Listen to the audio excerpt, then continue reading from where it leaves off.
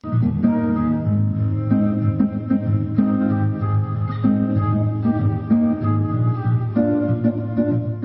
à Dieu. Je voudrais vous souhaiter la bienvenue à cette communion dominicale. Merci au Seigneur pour comment il nous a gardés durant toute la semaine. Et je voudrais vous inviter à vous incliner dans la prière avec moi. Prions ensemble. Papa, merci pour toutes tes grâces multiples dans notre vie. Merci pour comment tu nous aimes tant. Et merci pour ces moments d'examen, d'étude de ta parole. Nous prions et demandons que ta grâce illumine le cœur de chacun maintenant, comme nous considérons ta parole, la parole de Dieu, que la force et la puissance de la parole nous soient communiquées en ce moment au nom de Jésus. Père, merci parce que c'est fait. Prends le contrôle absolu de ces moments et que toute la gloire te revienne. Au nom de Jésus, nous avons prié. Amen. Amen. Merci beaucoup d'être venu et merci pour votre présence dans la présence de Dieu. Et je crois, la présence de Dieu va affecter notre vie comme nous sommes avec lui en ce moment au nom de Jésus. Aujourd'hui, nous voulons considérer le message intitulé « Le raffinement et la pureté à travers le feu de l'épreuve ». Important, le raffinement et la pureté à travers le feu de l'épreuve. Quand nous lisons dans la parole de Dieu, Proverbe 17, il dit au verset 3, le creuset est pour l'argent et le fourneau pour l'or, mais celui qui éprouve les cœurs, c'est l'Éternel. Gloire à Dieu. C'est cela. Il dit le creuset est pour l'argent et le fourneau pour l'or, mais celui qui éprouve les cœurs, c'est l'Éternel. Regardons encore dans Ésaïe chapitre 48, Ésaïe chapitre 48, nous lisons le verset 10, la Bible dit ceci, je t'ai mis au creuset, mais non pour retirer de l'argent. Je t'ai éprouvé dans la fournaise de l'adversité. Gloire à Dieu. C'est cela. Je t'ai mis au creuset, dans le fourneau. Pourquoi? Le fourneau de l'adversité, la fournaise de l'adversité, souvent Dieu jette ses enfants dans des situations pareilles. Il permet que les enfants soient dans une situation de ce genre. Voilà pourquoi nous avons besoin de savoir pourquoi alors on parle d'épreuve. Pourquoi les enfants de Dieu, à des moments, se retrouvent-ils dans le feu de l'épreuve?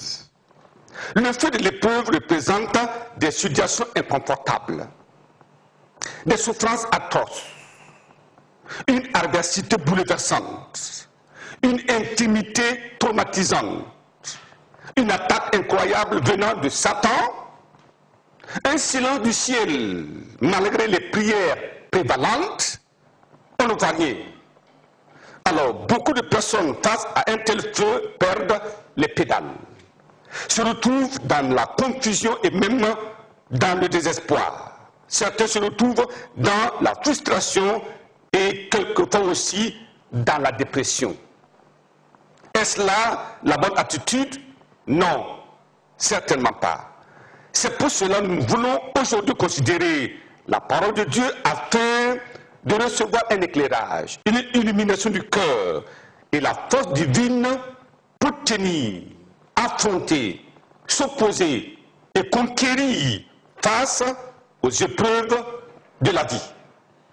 Et c'est pourquoi aujourd'hui Dieu nous appelle à regarder à sa parole. Si le creuset est pour l'argent et le fourneau est pour l'or, c'est qu'il y a une grande espérance qui se cache derrière le fourneau embrasé, l'or fin de grande qualité doit sortir de là. Donc ceux qui font cela, ils attendent quelque chose. Il y a l'or fin, ils attendent. tant de carats, tant de ceci. Donc plus l'or va passer par la fournaise, plus elle est raffinée, plus il est, ou du moins il est raffiné, plus il a de la valeur. Je prie que nous passions par les fourneaux spirituels de Dieu pour acquérir plus de valeur, plus de compétences, plus de force au nom de Jésus. Voilà pourquoi nous allons considérer alors 3 choses dans ce message, une décomposition en 3 parties. Premièrement, nous verrons les objectifs du feu de l'épreuve dans la vie du croyant. Pourquoi tout ça? Deuxièmement, nous allons parler des obstacles à surmonter pendant les épreuves. S'il y a des épreuves, il y a des obstacles, il y a des barrières. Troisièmement, nous allons parler des opportunités douloureuses qui font éclater la gloire de Dieu. Généralement, quand on parle d'opportunités, les gens s'attendent à ce que ça soit aisé, facile. Non, mais il y a des opportunités douloureuses qui font éclater la gloire de Dieu. Alors, passons à notre premier point, les objectifs du feu de l'épreuve dans la vie du croyant. Il est important pour les pèlerins en route pour le ciel de comprendre la complexité des épreuves qui surviennent dans leur vie. D'un côté, vous avez le diable qui attend votre chute pour crier victoire, mais de l'autre côté, vous avez tout le ciel debout pour acclamer notre victoire sur le feu de l'épreuve. Je prie que ces 2 camps nous amènent à nous classer dans le meilleur camp au nom de Jésus. Quels sont les objectifs de Satan à travers les attaques orchestrées? Premièrement, déséquilibrer le croyant dans sa foi. C'est cela. Quand tu es une foi stable, le diable va venir te secouer. Deuxièmement, créer des doutes et le découragement dans son cœur. Quand le croyant semble être ferme, déterminé, alors il va créer des doutes. Ah, mais est-ce que réellement Dieu est avec moi? Il est abattu, découragé. J'ai dit, bon, est-ce que c'est la peine de continuer? Troisièmement, c'est abattre le croyant et lui enlever sa foi. Donc, il commence petit à petit et maintenant, il l'abat pour maintenant arracher sa foi. Alors, la suite, c'est pour conduire. Pour conduire, quatrièmement, conduire le croyant à accepter le secours satanique. Quand il prie et ça ne marche pas, quand les gens prient pour lui, ça ne marche pas, Satan enverra ses agents pour dire, oh, ça là c'est très simple, prends ça, applique ceci, va là-bas, fais ça, et tu verras que ton problème est parti. Et le cœur du croyant commence à balancer. Est-ce que je ne vais pas tenter? De toute façon, ce n'est pas une atteinte à ma foi. De toutes les façons, ce sont des feuilles, des racines. De toutes les façons, c'est Dieu qui donne le pouvoir à ses hommes. Et alors, notre foi commence à nous mettre en ballottage. Alléluia. Cinquièmement, c'est pour conduire le croyant dans l'abîme de la rétrogradation. Alors, il commence petit à petit à reculer, à reculer, à reculer jusqu'à la profondeur de la rétrogradation. Et c'est pratiquement fini. Et sixièmement, amener le croyant à renier Dieu. C'est cela, le plan de Satan. Et enfin, l'expédier dans le feu de l'enfer. C'est pour ça que la Bible dit, dans Jean chapitre 10, verset 10, le voleur ne vient que pour dérober, égorger, détruire. Je suis venu afin que les brebis aient la vie et qu'elle soit dans l'abondance. Voyez, lui, il donne la vie, Satan ôte la vie. Il vient avec les épreuves pour ôter la vie. Jésus, ou Dieu, accepte l'épreuve afin de donner encore d'abondance dans la vie. 1 Pierre chapitre 5, le verset 8 dit ceci, soyez sobres. Attention, croyants, soyez sobres, veillez. Votre adversaire, le diable, rôde comme un lion rugissant, cherchant qui il dévorera. Alléluia. Voyez, il y a des croyants qui n'arrivent pas à faire la distinction entre l'épreuve et la tentation. Alors, la tentation, nous amène à pécher, nous donne à convoiter, nous pousse à agir contrairement à la volonté de Dieu parce qu'il y a une présentation, l'épreuve, ça peut être une difficulté, ça peut être une maladie, ça peut être quelque chose qui vient, ça peut venir de Satan, mais Dieu permet cela parce qu'il sait que cela va nous aider à avancer dans la marche avec Dieu. Donc faisons attention. Alors deuxième chose que nous voyons, c'est les objectifs de Dieu en permettant l'épreuve dans la vie du croyant. Jacques chapitre 1, le verset 2. Jacques chapitre 1, lisons du verset 2 au verset 4. La Bible dit là-bas, verset 2, mes frères, regardez comme un sujet de joie complète les diverses épreuves auxquelles vous pouvez être exposés. Vous entendez? Ça, c'est Dieu qui parle. Soyez prêts dans la joie complète les diverses épreuves auxquelles vous pouvez être exposés, sachant que l'épreuve de votre foi produit la patience. Vous voyez, l'épreuve va créer des choses, une dynamique dans notre vie, sachant que l'épreuve de la foi alors produit la patience. Mais il faut que la patience accomplisse parfaitement son œuvre. La patience aussi va travailler le croyant afin que vous soyez parfait, voyez le point culminant, l'attente de Dieu, que vous soyez accompli sans faiblir à rien. Gloire à Dieu. C'est pour cela il dit, si vous manquez de la sagesse, demandez et la sagesse vous sera accordée. Qu'il en soit ainsi au nom de Jésus. Vous voyez, prenez l'exemple de l'aigle. L'aigle, quand son petit arrive au plumage, où maintenant la mère aigle voit que le petit doit être en mesure de voler, qu'est-ce qu'il fait? Alors elle va mettre ce petit-là sur son dos, aller en hauteur, ensuite elle va se renverser et libérer alors l'aiglon dans le vide. L'aiglon va commencer à crier. Il tombe comme un plomb. Oui, mais pour lui, c'est fini. Mais est-ce que vous croyez que la mère aigle va laisser son petit s'écraser au sol? Non, non. Est-ce que la mère aigle n'aime pas l'aiglon? Certainement. Mais pourquoi alors elle fait ça? Il y a un but. C'est pour que l'aiglon ait des muscles, qu'il soit en mesure de déployer ses ailes.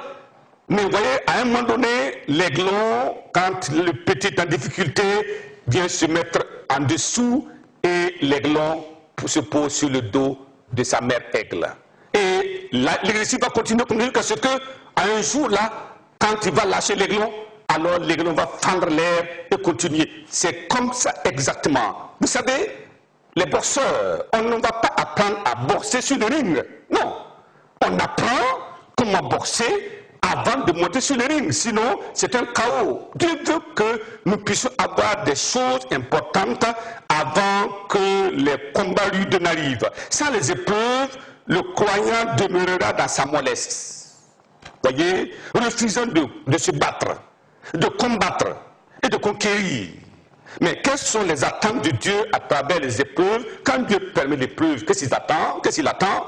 Premièrement, cultiver la patience dans le croyant. Il y a des croyants impatients. Quand Dieu voit quelqu'un, un croyant, il voit que c'est un excité, c'est quelqu'un qui n'est pas patient, et tout le temps, Dieu va laisser une preuve venir dans sa vie, afin qu'il y ait la culture de la patience, qu'il attende, cela va modeler son caractère pour qu'il soit maintenant patient. C'est important dans la marche avec Dieu.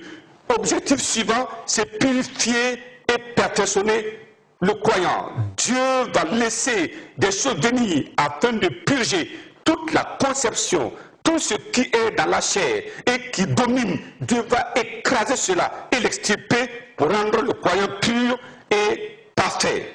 Alors, c'est aussi développer les muscles spirituels du croyant. Voyez, Dieu va développer. Quand il n'y a pas d'exercice, il n'y a pas de muscles. Mais tout cela va amener à un développement du muscle spirituel du croyant. Quatrièmement, cela va provoquer une intimité de qualité avec Dieu. Souvent nous prions, oh Dieu, merci, tu es bon, tu es merveilleux. Nous prions souvent sans que notre esprit ne soit en accord avec notre bouche, mais lorsque les problèmes sont là, Lorsque le croyant tourne à gauche, à droite, il n'y a pas de solution, sa prière va changer de couleur. C'est pour cela que nous va venir se prosterner, oh mon Père, si tu ne fais pas quelque chose, je veux mourir. Si tu ne me touches pas, il y aurait des problèmes. Si tu ne touches pas ma femme, tu ne touches pas mon mari, si tu ne touches pas l'enfant là, qu'est-ce qui va se passer? Sa situation est grave. Donc ça nous amène à une intimité de qualité avec Dieu. Cinquièmement, cela va rendre le croyant fort, courageux, inflexible. C'est comme ça que Dieu forme ses enfants, parce qu'il y aura le jour de combat. Mais si tu n'es pas inflexible, tu n'es pas courageux, tu n'es pas fort, comment tu vas affronter Satan? Voilà pourquoi Dieu laisse ces choses venir, parce que c'est important. Ensuite, sixièmement, c'est forger le caractère de vainqueur et de non compromettant dans le croyant. Voyez, Dieu a besoin des hommes de caractère, de non compromettants, caractère de vainqueur. Quand ils s'enclenchent dans un combat, ils ne disent pas je vais échouer. Non, l'échec n'appartient pas à ceux qui sont avec l'Éternel. L'Éternel ne joue jamais, Jésus ne joue jamais. Et voilà pourquoi il veut forger le caractère de vainqueur et aussi le caractère de non compromettant. Bien que la situation soit complexe, il reste collé à la parole de Dieu, fidèle à la parole de Dieu, il ne compromet pas, mais il est certain qu'il va vaincre parce qu'il a Dieu avec lui. Il a Dieu, Jésus-Christ avec lui, il a la parole de Dieu avec lui, il a le sang de Jésus avec lui, il a tout le ciel avec lui, alors il reste là ferme jusqu'à ce que Dieu apporte la réponse et la victoire totale au nom de Jésus. Cela va certainement donner une occasion de témoignage pour fortifier la foi des autres. Vous voyez, quand nous lisons le cas de Joseph, quand nous lisons le cas des 3 compagnons de Daniel, nous sommes reconfortés.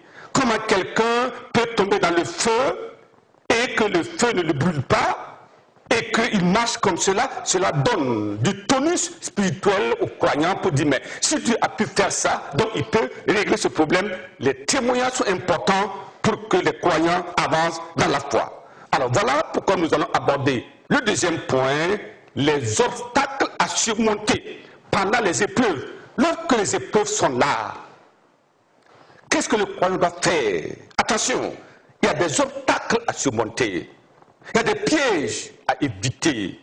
Voilà pourquoi nous avons besoin de dire au Seigneur, montre-moi ce que je ne vois pas. C'est comme ça. Le psalmiste disait, Seigneur, montre-moi ce que je ne vois pas. Il y a des choses que nous croyons voir, mais nous ne voyons pas. Mais voyez, la vie chrétienne, ce n'est pas de l'empirisme. J'ai dit ceci hier, je vais l'appliquer aujourd'hui. Non. Ton adversaire hier n'est pas le même qu'aujourd'hui. La situation d'hier, elle est différente d'aujourd'hui. Et voilà pourquoi nous avons besoin d'attendre de Dieu des instructions, d'attendre de Dieu de l'inspiration, d'attendre de Dieu une nouvelle grâce différente de la grâce d'hier pour affronter les problèmes d'aujourd'hui. Je prie que, comme nous sommes en train d'attendre que la puissance de Dieu nous soit donnée au nom de Jésus. Quels sont les obstacles? Premièrement, ne jamais permettre aux épreuves de vous éloigner de Dieu et de sa parole. Jamais. Ah, je ne peux plus dormir, donc je ne peux plus prier. Non. J'ai trop mal, donc je ne peux plus lire la Bible. Non. Non, non. Ne permettez jamais à ce que les épreuves vous éloignent de Dieu et de sa parole. Deuxièmement, ne pas nourrir de la haine contre les comploteurs. Il y a des gens qui sont utilisés par le diable comme des agents, des vecteurs, pour amener des problèmes dans la vie du croyant. Ne le considérez pas comme un ennemi. Non, pas de haine. Parce que la haine est un aveuglement spirituel. Quelqu'un qui a la haine n'est plus agréable à Dieu. Je prie, comme nous sommes en train d'étudier la parole de Dieu, Dieu nous montre que celui qui est dans la haine est dans les ténèbres et il n'y a pas de vie éternelle demeurant à lui. Si tu n'aimes pas ton ennemi, tu n'aimes pas ton adversaire, tu es dans l'erreur. Voilà pourquoi les épreuves doivent nous amener à considérer la parole de Dieu. Il dit, aimez vos ennemis. Je prie que la grâce de Dieu nous soit accordée pour obéir et surmonter les obstacles. La chair va dire, mais c'est lui là qui a fait ça. C'est lui qui a créé le problème à ton enfant. C'est lui qui a la bas de la maladie. C'est lui qui a empoisonné. C'est lui qui est allé annuler tel... Non. Tu dis, s'il a pu le faire, si Dieu a permis, gloire à Dieu, qu'est-ce que moi j'ai à faire dans ça? le Dieu Tout-Puissant en qui je me confie interviendra certainement. Et c'est comme ça. Alors, troisièmement, éviter de perdre son calme intérieur. La situation est arrivée, désemparé, perdu, méconnaissable. Non, refusez cela. Quatrièmement, ne pas condamner ceux qui vous abandonnent pendant ces temps difficiles. Voyez, quand un croyant fait face à des épreuves, il est dans une situation de souffrance, il est dans une situation d'abandon, une situation de confusion même. Il y a des personnes en qui il se confie. Ces personnes commencent à être rares. Ils ne viennent pas, ils n'appellent pas, ils ne s'interrogent pas. C'est comme s'ils sont contents de la situation. C'est comme s'ils nous abandonnent. Ils disent attention, il ne faut pas condamner, il ne faut rien dire, il ne faut rien faire. Pas d'attitude mauvaise vis-à-vis de cette personne. Non, il faut simplement dire je remets mon sort entre les mains du Seigneur, je les aime comme avant, je les approche comme avant, il n'y a pas de condamnation, il n'y a pas de rapportage, il n'y a rien à faire, nous demeurons stoïques jusqu'à ce que le ciel donne la réponse. Cinquièmement, ne jamais douter du secours divin. Ah, j'ai prié, ça ne vient pas. Ah, la situation commence à être difficile. Oh, ma soeur, comment ça va? Ah, non, non, non, ça ne va plus. Oh, mon frère, c'est quoi? Il dit, ah, vraiment, c'est trop grave. Non, non, non, il ne faut jamais dire ça. Il ne faut pas douter de l'intervention, oui, divine. Ça va venir. Sixièmement, ne jamais fixer un temps à Dieu pour sa réponse. Il y en a qui disent, ah, Seigneur, ça fait 1 mois, je prie. Si dans 2 mois, tu n'interviens pas, alors bon, je serai obligé. Non, on ne fixe pas un temps à Dieu. Où est-ce que vous mettez la souveraineté de Dieu? Vous voyez, Daniel a prié pendant 21 jours. Mais dès le premier jour-là, la réponse avait été donnée. Mais Dieu a son temps. Le temps de Dieu n'est pas notre temps. Un jour, c'est comme 1000 ans devant Dieu et vice-versa. Et lui, il est résolu, il prend la décision, il fait ce qu'il veut. Attendons simplement parce que ce qui est certain, Dieu est fidèle et il interviendra certainement. Je prie que la grâce, le courage soient accordés à chacun de nous comme nous attendons la réponse de Dieu au nom de Jésus. Septièmement, enfin, ne jamais douter ni de la capacité, ni de la réponse du ciel à temps. Dieu ne vient jamais trop tard. À des moments, on pense que c'est trop tard. Lazare était mort. Ses sœurs avaient attendu Jésus qui n'était pas venu. Alors quand Jésus est venu, il dit non, il sent déjà. On ne peut pas ouvrir le tombeau. Mais si Jésus est venu, c'est que la solution est venue, n'est-ce pas? Ils ont dit non, ôtez la pierre. Il dit non. Jésus dit ôtez la pierre. C'est celui qui est la résurrection et la vie qui dit ôtez la pierre. Celui qui a la capacité de ramener à la vie les morts qui dit ôtez la pierre. Donc lorsque Dieu arrive, c'est qu'il est arrivé au bon moment. Le bon moment de Dieu peut sembler être un retard pour les hommes, mais c'est son temps qui est le bon temps. Je prie que nous puissions comprendre cela parce qu'il nous donne des promesses infaillibles. Regardons Ésaïe chapitre 43. Ésaïe chapitre 43, nous lisons le verset 2. Il nous dit là-bas au verset 2, si tu traverses les eaux, je serai avec toi, les fleuves et les fleuves, ils ne te submergeront point. Si tu marches dans le feu, gloire à Dieu, le feu de la persécution, le feu des tentations, le feu des épreuves, oui, tu ne te brûleras pas. Et la flamme ne t'embrasera pas. Ça, c'est la promesse de Dieu. C'est clair, nous attendons seulement. Voyez, Dieu n'intervient jamais trop tard. Il nous dit dans Hébreu chapitre 6, et nous lisons, Hébreu 6, le verset 17. Il dit là-bas, c'est pourquoi Dieu, voulant monter avec plus d'évidence aux héritiers de la promesse, l'immuabilité ou l'immutabilité de sa résolution, inchangeabilité de sa résolution, intervient par un serment, afin que, par 2 choses immuables, dans lesquels il est impossible que Dieu mente, nous trouvions un puissant encouragement, nous dont le seul refuge a été de saisir l'espérance qui nous était proposée, l'immutabilité de sa résolution. Et il dit qu'il intervient par un serment. Il y a son nom, il y a sa parole, devant lesquels il est impossible que Dieu mente. Si Dieu a dit, il le fera. S'il a proclamé, il agira. Voilà pourquoi nous avons un puissant encouragement, au temps de l'épreuve, au temps de la tentation, au temps de la souffrance, quels que soient les moments, nous savons que la promesse de Dieu s'accomplira et elle s'accomplira certainement au nom de Jésus. Aujourd'hui, que cette promesse s'accomplisse dans votre vie au nom de Jésus. Alléluia, c'est très très important, Dieu le fera certainement. Troisième point, les opportunités douloureuses qui font éclater la gloire de Dieu. Alors, voyez, les opportunités douloureuses. Les gens ne veulent pas ça, mais ça passe par là aussi. Regardons 1 Pierre, chapitre 1, le verset 7. 1 Pierre 1, verset 7. Afin que l'épreuve de votre foi, plus précieuse que l'or périssable, qui cependant est éprouvée par le feu, ait pour résultat la louange, la gloire, l'honneur, lorsque Jésus-Christ apparaîtra. Gloire à Dieu.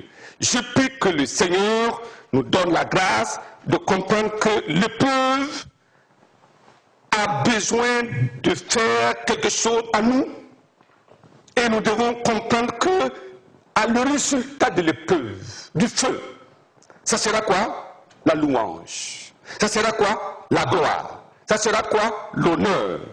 Lorsque le Christ, notre Seigneur, apparaîtra, nous serons enlevés avec lui au nom de Jésus. Vous voyez, très très important, Job recouvre tout parce que Satan était venu.